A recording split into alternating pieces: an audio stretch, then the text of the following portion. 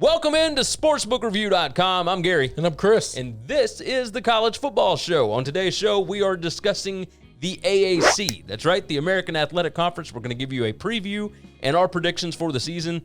Everybody's got a different number of games. Everybody's got all kind of different crazy stuff going on. But, hey, we're going to talk about it.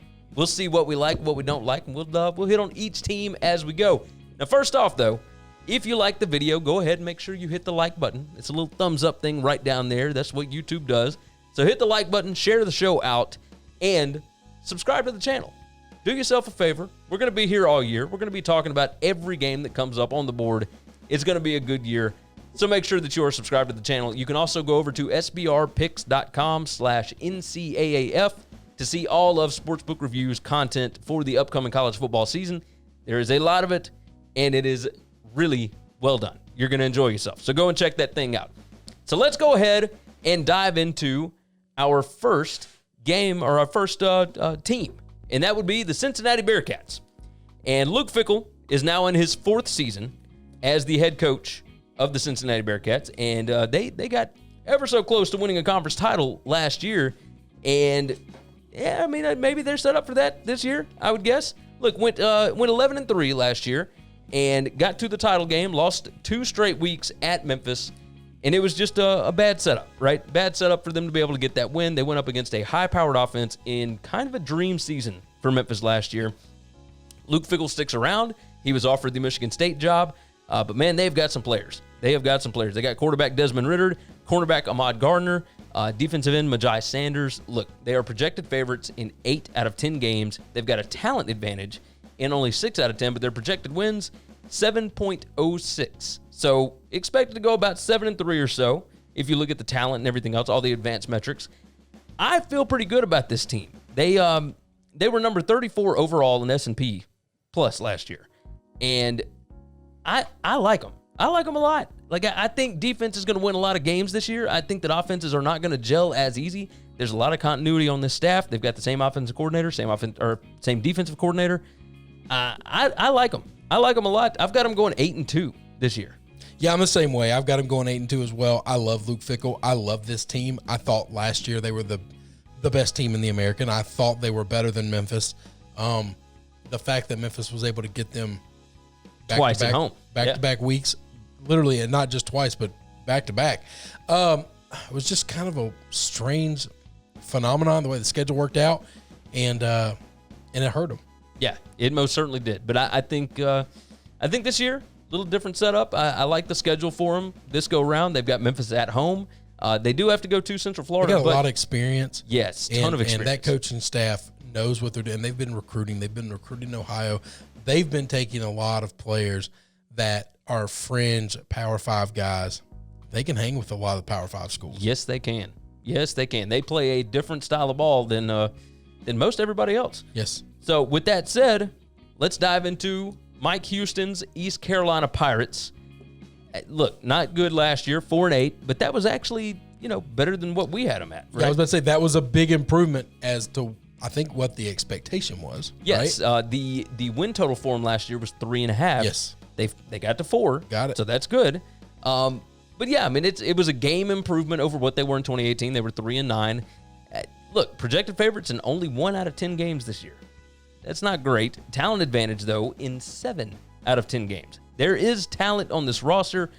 Their projected wins is only 2.73. Remember, talent is not everything. It is a big part of the game, but you've also got, this year they've got experience coming back. But this is going to take some time for this team to learn how to win. That's another big part of college football. And they've got 83% returning production this year, which is number 2 in the AAC, but number 4 in the country, and it is absurd. 87% on offense is returning. I mean, it's just crazy. Quarterback Holton Ahlers, wide receiver C.J. Johnson, linebacker Bruce Bivens. They have got players. Now, they don't have a ton of depth behind those players, and that's where it gets a little weird. I've got them 2-7. And I want him to do better than that because I think Mike Houston is going to build an absolute juggernaut here. Because what he did at James Madison was ridiculous. And I think that he can do the same thing here. I don't think it's going to be this year. This is going to be a weird year. I've got him 2-7. Got them better than that. They got 4 wins last year. I think they can get it this year, 4-5. I don't know, man. I think this team is growing to be something, and to build a program, they need to get a head coach. They need to find a way to keep the head coach. The problem that they're going to run into is anybody who comes in here and is really successful, it's just the kind of program where your coach is going to get sucked up by the bigger boys. Yeah. Now, I mean, the good news here is that Houston is not like some super young guy. No, this could really help him. Yeah, I mean, he's very much a Lance Leipold model. That's right. I don't expect Leipold to leave Buffalo anytime soon. No, I don't either. So, I don't know, man. If he keeps, he keeps putting up. Everybody likes the young guns, but people kind of just want to win. I think people would be smart to hire Mike Houston. Yeah. But I think it's going to take a little time. I think he's going to build an absolute monster there. So East Carolina, I've got 2-7. You got 4-5. I've got 4-5. Let's move on. The Houston Cougars, and this is our boy, Dana Holgorsen, in his second year. Last year was Tank Fest, I guess. I mean, I don't really know what they were trying to do. When he talked, it seemed like he talked players in that were star players into sitting out to tank, and I didn't really understand what. Now, they didn't burn a red shirt, and I thought, well, if you can get them all to come back, well, hell, then they all transferred. Yeah, I think it was. Here's typically we don't jump into our thoughts and whatnot on these things, on these previews, but I really think last year he was kind of moving guys out that were seniors that weren't his guys, and was talking them into, if you'll just do this, then you can come back next year. But he was playing guys that had bought in early to his way of doing stuff, because those seniors had been through a lot. Right? Those seniors had been through what? He was their third coach? Yeah, they had been through Tom Herman, then they went through Major Applewhite, and then they went through Dana. And Dana does things a little different way. Oh, no, Dana's about as far from Major Applewhite as you can get. As a coach can be. Now, saying that, this year, because of what he did last year, he's got to produce 83% returning production this year. Good. That's number 1 in the AAC, number 3 in the country. The offense brings back 73%. The defense brings back 93% of their production. Here's their key players for this season: safety Deontay Anderson, linebacker Grant Stewart, wide receiver Marquez Stevenson. Now, with that said, just because you've got a ton of returning production doesn't necessarily mean you're going to win every game, right? Well, that defense that's coming back wasn't real good last year. It wasn't great, but they do have some players. They are projected to win 5.09 games, right? So they're projected favorites in 5 out of 10 games. They have a talent advantage in 7 out of 10 games. I'm going to go dead middle. I'm going 5-5 on this. Yeah, I hate doing the same thing. I feel like that's just straddling the fence. Pick a side. You either think they're going to be better than 500 or below 500. I'm going 5-5 as well. If you made me pick one way or the other, I would go over that. This team screams 500. It really does. But so much of that is my a little bit of, not just a little bit, a lot of bias and affection for Dana and just wanting him to be better. But I got him 5-5 as well. The skullet and the Red Bull and vodka drinks and going to casinos and all that makes its way from West Virginia down to Houston. And look, we are fans. We are certainly fans. So we hope that that he continues to be as entertaining. That lifestyle. Absolutely. But you can't be that entertaining if you're losing, right? No, you've got to win. You've got to win to be able to get there. You've got that right. You've got to be able to win. Let's move into the next team, and that would be our hometown, Memphis Tigers. Ryan Silverfield, in his first year, he replaces Mike Norvell. He brought in Kevin Johns, or kept Kevin Johns as the OC. Mike McIntyre, former Colorado head coach, is the new defensive coordinator.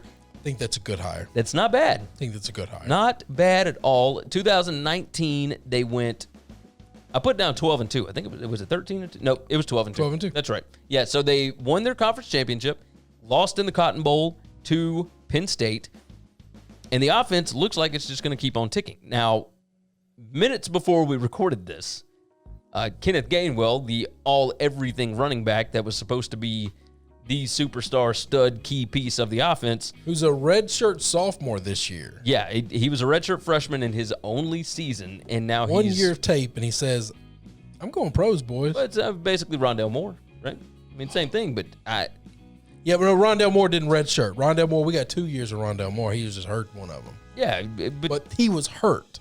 True. If I had an injury risk, I would be more apt to be safe. Agreed. I had never been hurt. Let her rip. Yeah, it's a little strange, and it does kind of change our ideas on this team. So I had to go back and check the numbers and everything and make sure that we were good to go. Look, offensive SP plus last year, they were number 8 in the country. I mean, obviously under Norvell, this team was rocking. They've got 69% of their offense coming back. They got 73% of the overall team coming back. That's number 3 in the AAC. That spells good things. 77% of their defense, which is number 3 in the AAC, number 29 in the country. Not bad at all. So they are projected favorites in 9 out of 10 games. They have a talent advantage in 8 games. And their projected win total did not change that much by losing Kenneth Gainwell. Now, they've got other players on this team, right? But it's still, you don't have a rock like in that backfield. So if Brady White, the quarterback, decides... You don't have that experience. Right. You don't have somebody that if Brady White is having an off game, you can just hand the ball to, right? Now, you probably got some running backs that are going to be pretty decent. Sure. But... I've just never seen them do it. Exactly. And if it takes a game or two for you to figure out who that is... Then that could be an issue. Because we all know that the preseason, quote-unquote, spring camps have been just very different. Yes. Yes, they have. I think there are going to be some growing pains. Cornerback TJ Carter, once upon a time, was projected to be a second, third round NFL draft pick. He is still looking like he can be, after last season, wasn't a great year last year. Nope. But still projected to be, 5th round or above NFL draft pick. He can come back, and in Mike McIntyre's defense, I think he can have a massive season.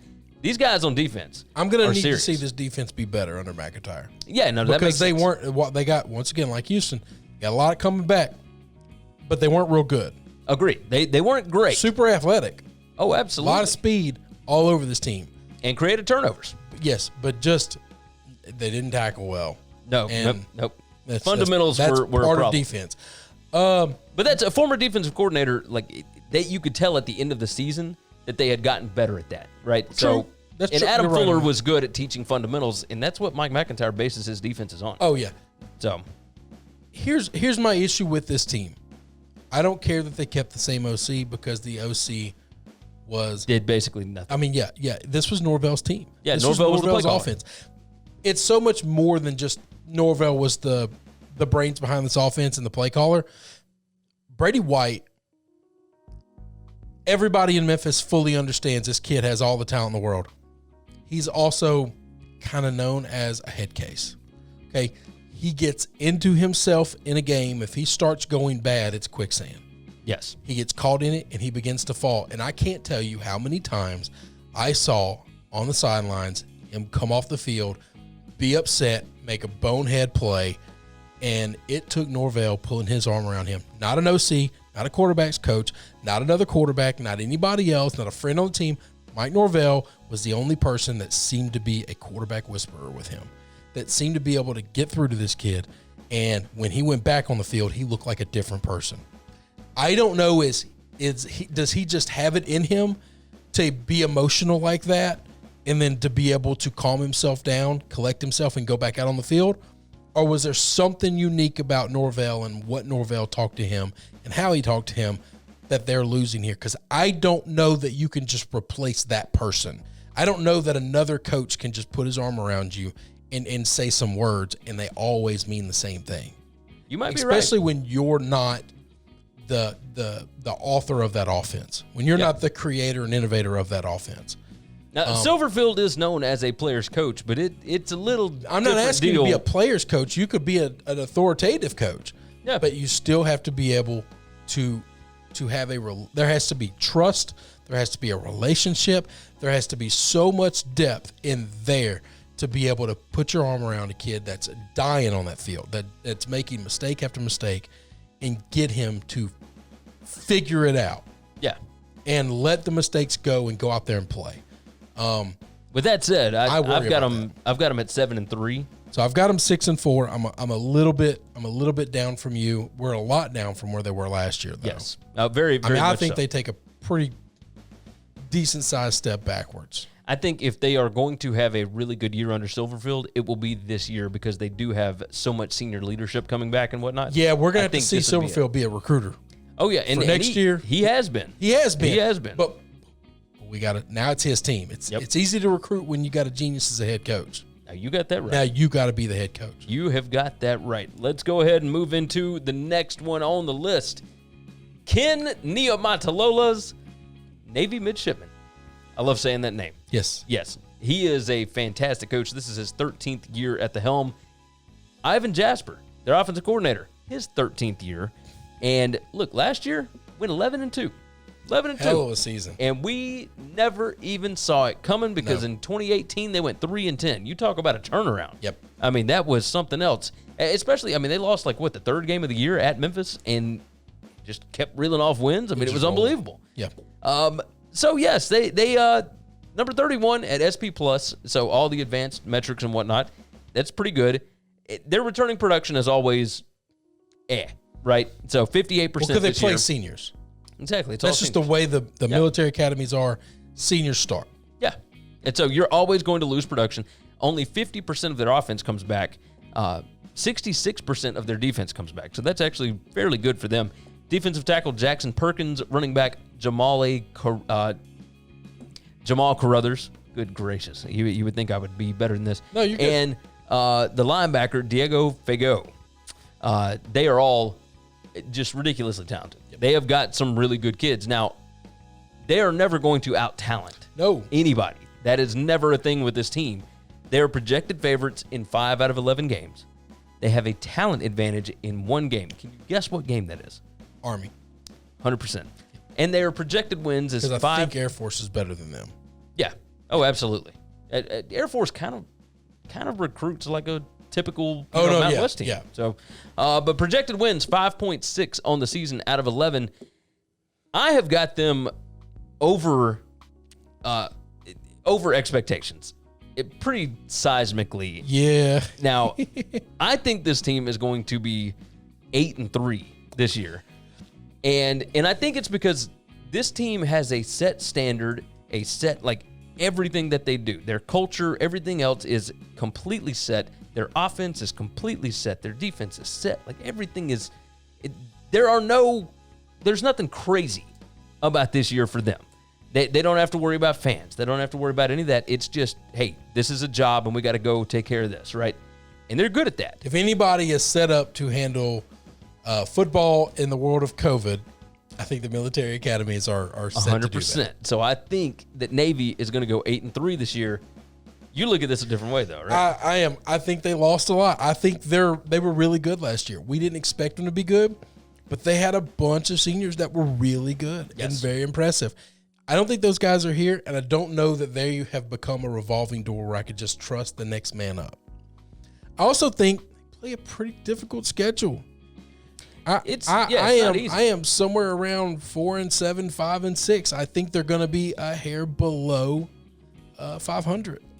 I can understand. I would love to be wrong. I was dead wrong the year they won 11 games.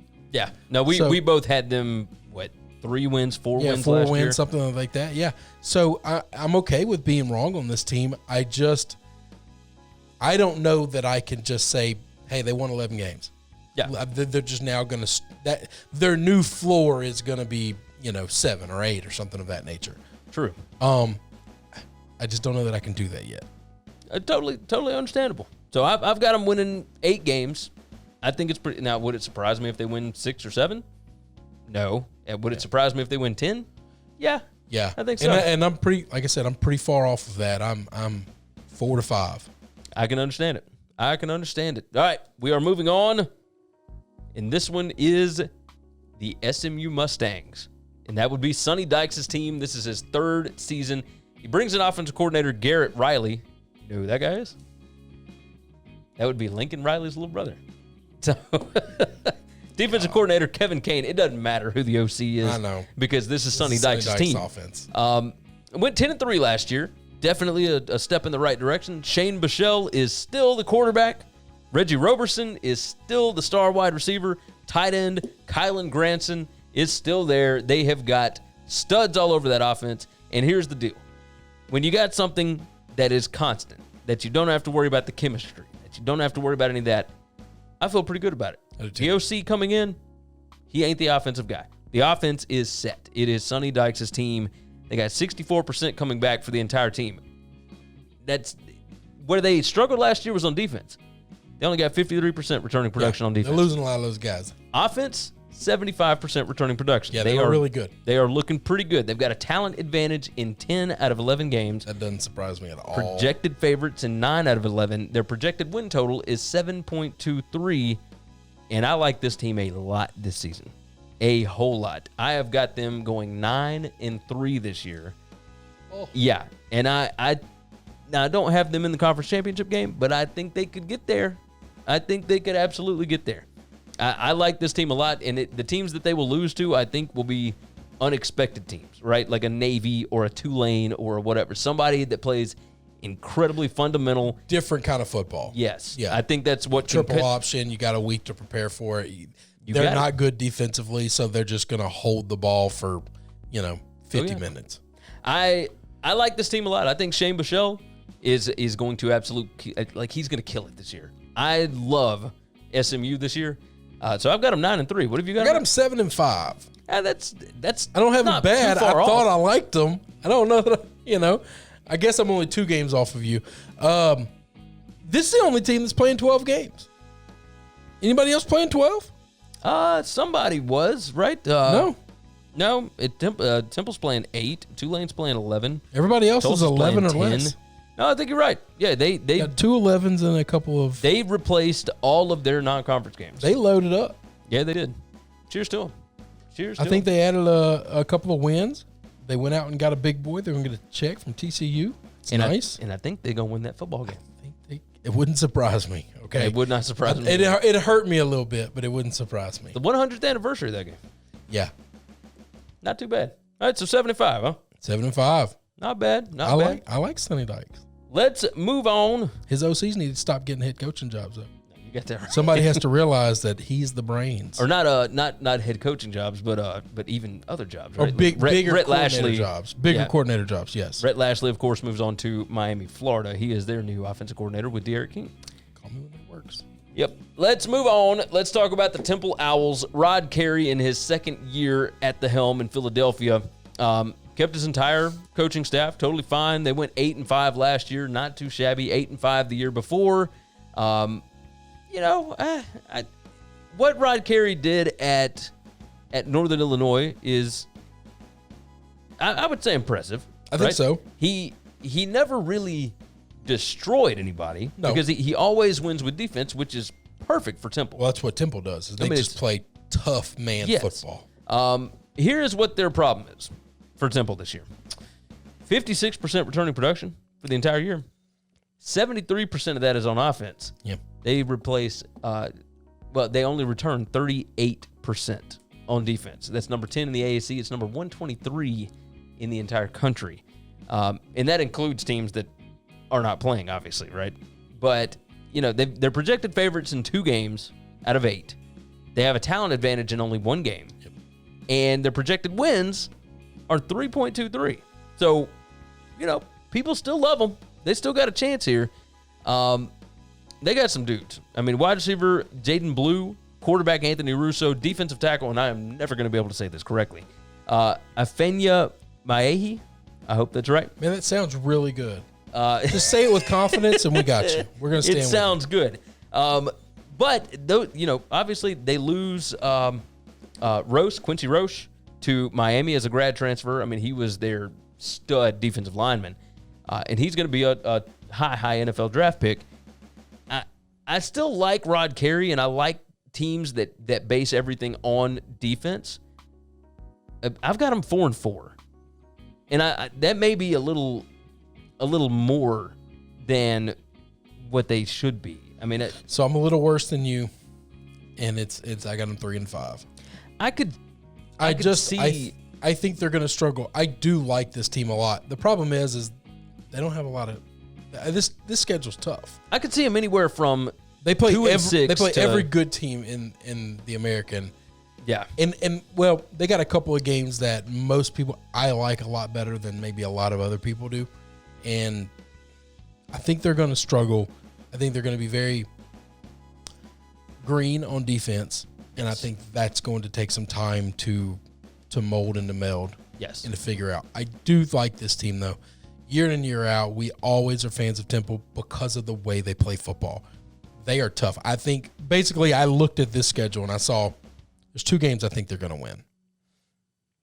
I'm 100% certain that one of these other 6 games, they're beating one of those teams. I don't know which team, but somebody's going to come in here on a 3-4 game winning streak, riding high, feeling good, and tough man Temple is going to punch them in the mouth. Yeah. Oh, 100%. I think, and it might be a rainstorm. It might be they like to be muddy. They like that. That's how they got Memphis a couple years ago. Oh yeah. We went up there and it was pouring down rain, and Temple just smiled and systematically beat the hell out of them from the time the game started to the time the game ended.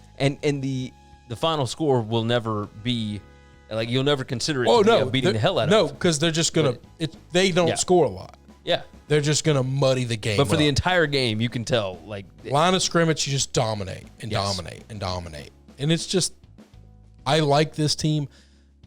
I think they have to continue to grow. I can understand it. Speaking of that, let's talk about this next team. That would be the Tulane Green Wave. Willie Fritz in his 5th season there. Will Hall. Say what? So the Fighting Wills. Oh, the Fighting Wills, 100%. Will Hall in his 2nd year as offensive coordinator. Defensive coordinator Jack Curtis. This is his 5th season there. Now, look, we both love Willie Fritz. We love what Tulane is doing. We enjoy that style of offense. We enjoy that style of defense. Like, everything that this bunch is doing, we enjoy. And they have really got a team in there right now that they've upgraded the talent. They have taught the fundamentals. There's some real chemistry with that team right now. They've made 2 straight bowl games. They are really starting to kind of click. 44% returning production is not great. 31% returning production on offense is really not great. 58% on defense, okay, whatever. Look, they got key players here. Defensive end linebacker Patrick Johnson. Cornerback Kyle Myers, who is a transfer from Florida State. Wide receiver Mikael Jones, a transfer from Oklahoma. They are starting to use that transfer market. They've already been good at bringing in junior college kids. They have found a way to replenish this roster and get some real talent in there with kids that may not have worked out somewhere else, but you can still bring them in and help develop them and whatnot. And if they've got raw ability, raw talent, which kids from Florida State, Oklahoma, etc. do, they can really use them in this offense. They can really use them in this defense. So I'm a fan of this. Look, they went 7-6 last year. They went 7-6 the year before. I think we're going to see a slight improvement this year. Even with a lack of experience returning, these are still guys that have, other than these transfers, the rest of these guys have been in the system. They know what's going on. I think that they are going to be successful this year. I've got them at 7-4. So I'm 6-5. We're really close. Yeah. I love Will Fritz. Listen, let's not kid ourselves. This is a smart kid school. All right? Oh, yes, 100%. This is a difficult place to get guys in. They get a lot of transfers because they get a lot of grad transfers because it's not easy to get guys in that are young and green. What Will Hall did to this offense, I have never in my life seen a team go from a triple option to it's a like spread option. It's a kinda. spread. I called it like a weird power triple option. It's like I don't even know how to explain it. It's like the option only you can throw. It usually takes years to transition from. Look at Georgia Tech. Yeah, it takes years. Well, I will say this: dissolve. Before Will Hall got there, like they were already transitioning into that a little bit. They had 1 year of trying it and it didn't work really well. Yeah, agreed. Okay, it didn't work well at all. I mean, they did go 7-6 in 2018 before he got there, but the offense wasn't very good. The offense was not exactly what won all those ball games. So yeah. The offense won a lot last year. They're a lot of fun to watch now. Yes, they are. Yes, they're fun to bet on too because I am a big 9-4. Yeah, last year I'm a big fan of the Green Wave. I like this team. They are constantly underrated and undervalued. You hear us say all the time, we like these teams. We like these things. I am going to shout from the rooftops that there is no longer a Power 5. There is a Power 6. The last 3 years, no one will be able to argue the fact that this conference was not just a little better or could compete, but from top to bottom, just as good as at least 2 of the Power 5s. Yes. Okay, now those 2 change sometimes, but this conference could hang with anybody. Okay, I think I agree. They're probably going to struggle with the SEC. All right, probably struggle with the Big Ten. Outside of Clemson and the ACC, I would take every other game from this conference. Last year, yes. The year before, yes.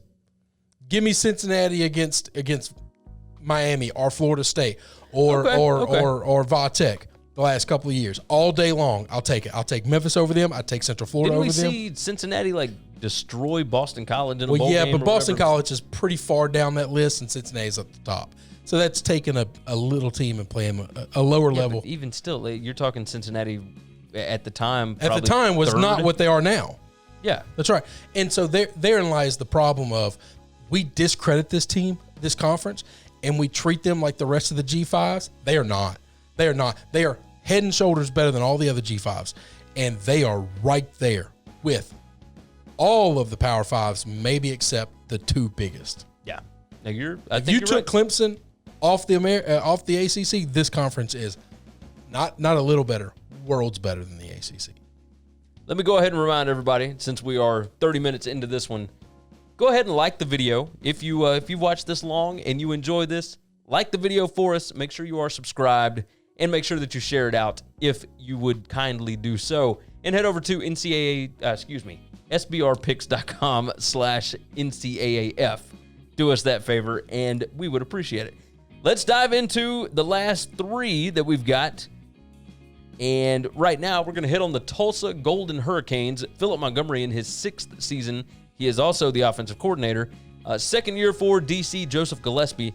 Let's go ahead and hit these key players for him. Running back Shamari Brooks, linebacker Zaven Collins, wide receiver Keelan Stokes. They have got players. They got athletes. They got this and that in certain spots. Here's the issue. They've got a talent advantage in only 1 out of 10 games. They are projected favorites in only 1 out of 10 games. They are projected to win 3.05 games. Now, I don't even have that. Now, they've got 88% returning production on offense. That's good. I mean, they snuck up on some people last year. They beat UCF. They were a field goal away from beating Memphis. They're good. This is not good. I will say this. They're a fun offensive team to watch. They are a pain in your behind because they always sneak up on you because you think that this is a game that you can just take off, and it's not. But they're not quite good enough to get over that hump, and I think it's going to be the same thing this year.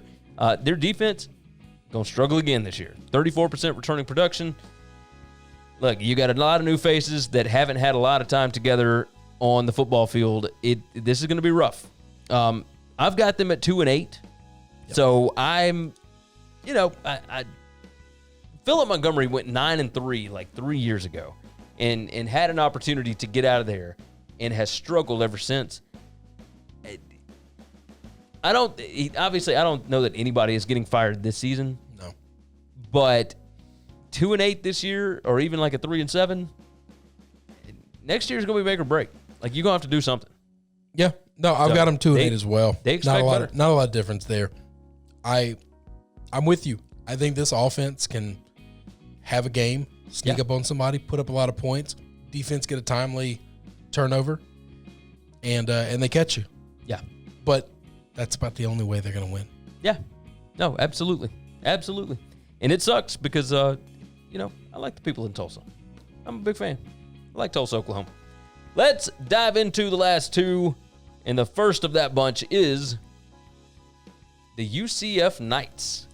Josh Heupel, 3rd season. Look, they got 2 first-year offensive coordinators. Let's not kid ourselves. This is Heupel's offense. He knows what he's doing. Defensive coordinator Randy Shannon, former Miami head coach, former Florida defensive coordinator, right? Yep. Under McElwain. Went 10-3 last year. That was, to them, not a good season, which is kind of crazy to think about. But, 10-3, after going 12-1 the year before that and 13-0 the year before that, you kind of get used to a certain way of living, right? So when you've been in the house for so long, and I think they're there. Oh, they are absolutely there. I think they are now firmly supplanted in. We're just going to roll this machine over the next year, and our floor is 10 wins. You know how I feel about that. Oh, yeah. I feel it really bothers me that teams think that it's their God-given birthright to get 10 wins every year, and the year they don't, they fire their coach. That bothers me. I think they're at that point, though. They are. They're going to have trouble getting to 10 this year, considering they only play 9 games. Well, they only play 9 games. They're not getting 10 now. In a normal standard year of 12 games, yeah. Yes. So I'm going to take a little shot, but ask a legitimate question. Heupel was the OC under Scott Frost's Central Florida team that was so good? Nope. Heupel was the OC for Missouri. That's right. That year that Derek Dooley, before Derek Dooley came in and messed around with Drew Lock. Yeah. For some reason, I thought Heupel was there when Frost left, and he just moved into the head coaching position. Nope. Okay. Frost took his dudes with him. Okay. So, but Heupel came in and took those guys and had an undefeated regular season in his first season. Yes. And then came in last year with a freshman quarterback. Like, remember, they brought in. Who was the kid from Notre Dame? You remember who I'm talking about? Oh. Everett Golson? Yep. Is that it? Is that it? I guess that's no, name. It wasn't.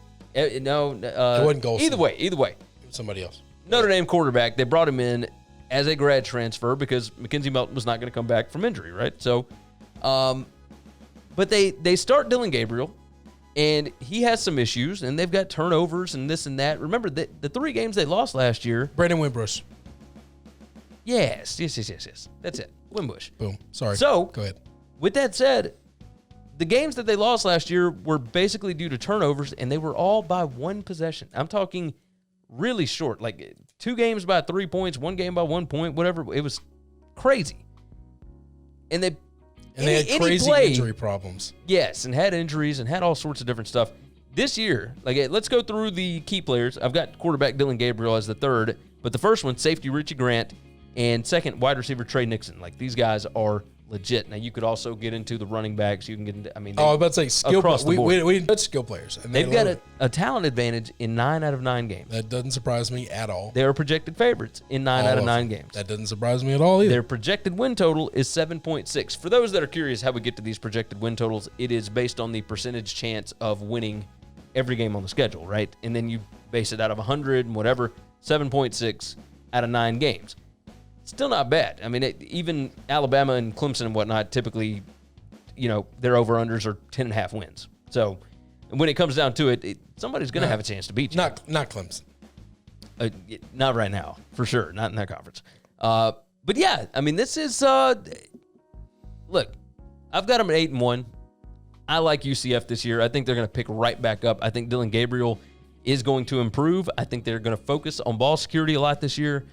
I don't think he is going to throw away the football as much as he did last year. I think every quarterback seems to have that panic button, and I think that he can get rid of it. Quarterbacks, as they get experience, they get rid of that panic button. Oh, yeah. He was a true freshman last year. They get comfortable. Yeah. So I think he'll be comfortable this year. I've got him 8-1. I got him 8-1 as well. I think if they show up against Cincinnati undefeated, I think Cincinnati's just got too much pride to let a team go undefeated on them. You might be right. That's it. I'm going to tell you this. I really wish we might in a championship game. Really wish we could get this team against SMU. Oh, that'd be a lot of fun. That's the one thing we're missing on this schedule. Pretty much got a schedule that I like a lot. I think you got all the good teams playing one another. Except for the only caveat in that is UCF and SMU aren't playing, and that's for a team that picked up 12 damn games. They could get Central Florida. That's a crying shame, is what it is. Because that's a crying shame. I want to see those two coaches. Just like I wanted, if they didn't play Cincinnati, I would have been upset because I think those 3 are the clash of the league this year. Yeah, I think so. I think you're right. Last one on the docket, and that would be USF Bulls. That would be South Florida. And first-year coach Jeff Scott comes over from Clemson. Now, we will see exactly how much of that Clemson offense was him. But he brings in offensive coordinator Charlie Weiss Jr., who was at Florida Atlantic with Lane Kiffin, and defensive coordinator Glenn Spencer, who was at Florida Atlantic with Lane Kiffin. So just bringing over the Florida Atlantic staff. Just hired the Lane train. Moving it over to Tampa. Let's go. 71% returning production. Honestly, none of these returning production numbers matter when you've got a first-year head coach coming in who didn't really get a spring, hasn't really had a fall practice yet. I mean, they're working on it right now, but here's the deal. Like, they have made massive inroads in recruiting already. Like, that is going to be their biggest thing. They've already got a talent advantage in 6 out of 11 games. They are projected favorites in 3 out of 11 games. Their projected win total is 4.48. But this team, it's going to take some time to get back up and learn how to win games. Because what happened under Charlie Strong was kind of a travesty. Like, I have no idea how his coaching trajectory went the way it went. Yeah. Like, there's just some things that just can't ever be explained to me. You know, the UFO Tic Tac video, the Loch Ness Monster. I don't understand what happened to Charlie. He was an elite coach at Louisville. He got the Texas job. Did the Texas boosters just beat him? Did they just beat the life out of him and he had nothing left? Well, I mean, he came back and he took a team that Willie Taggart left, and Charlie went 10-2 with them and did pretty well. That team was pretty loaded, though. And it was extremely loaded, and that's what I told you. How did he fall apart after that? We talked about it on our show. I know. That he needed to get out after that first year because they were losing. A payday after that. They were losing so many senior starters. It was unbelievable. This year, cornerback KJ Sales, linebacker Dwayne Boyles, quarterback Jordan McLeod. They've got a chance to do some good things if Jeff Scott can get them headed in the right direction. I think it's going to take a little time. I've got them 3-8 this year. I think some more recruiting, some more. They got to get the right guys in there, and they just got to teach them how to win. And learning how to win is a struggle, man. It's just a struggle. So I think, 3-8, but you'll see some improvement. But I think they're going to lose some close games. I got them 5-6. Okay. I think Charlie was. Here's my problem, and you and I talked about this a little off air. I'll rehash it for everybody who wasn't listening to that personal conversation. I have a hard time not feeling like this team's more talented than most of the teams they play. They're going to roll out of bed in Florida, and it'd be better than Citadel. They're going to be better than Florida Atlantic. They're going to be better than East Carolina. They're going to be better than Temple. They're going to be better than Tulsa. Like, they're going to have more talent than Navy. They're just going to be better than those guys. Yeah. I need the coaching staff to get these guys to believe in the talent that they have. I think they have a pretty good coaching staff. The fact that the OC and the DC worked together in the past probably gives you a little bit of camaraderie there. I think it helps. I think that helps to unify a locker room and bring people together. To say that they don't have talent is not an excuse that this coaching staff will have, or any coaching staff who ever takes over South Florida. You should be able to roll out of bed in Tampa, in Clearwater, in this beautiful area of the world, and get all these kids from Florida to come. Oh, Alabama and Clemson and LSU and Georgia didn't take you? Come to us. Got you. Yeah, we'll handle this. There's no reason you should be getting out-recruited by any of the other schools in Florida and most of the other G5s around town. Yeah, I agree. That's my logic. It didn't work the last couple of years. I bet on Charlie Strong and it was bad, but that's my logic. And I get where you're coming from. I mean, they did go 6-6 against the spread last year. You're probably right that they need to. They got to learn how to win. Get a year to get the stank off of them. Yes. And this is probably the worst year to do that. I would give you that. I would not touch this over-under. But this is just how I feel. I think this is a good year to do that. Just go and get all this stuff out of the way. Is a great year because you get the COVID excuse. Yeah. I don't like excuses, but everybody's got that one. No, you got that right because this year is not really going to count against anybody. Everybody's pretty much got a year zero. You got it. All right, that is going to wrap things up. If you want to see more sports content, head over to sbrpicks.com/NCAAF. You can find all of our stuff, and you can find the main links to all of the odds and everything else right there. Go ahead and make sure you are subscribed to the channel. Make sure you like the video if you have not already. And share the show out. Tell your friends about it. Let everybody you know that they need to be watching Chris and Gary on the College Football Show over at SBR. Very simple stuff. So we're going to go ahead and get out of your hair. For sportsbookreview.com, I'm Gary. And I'm Chris. And we will see you guys next time.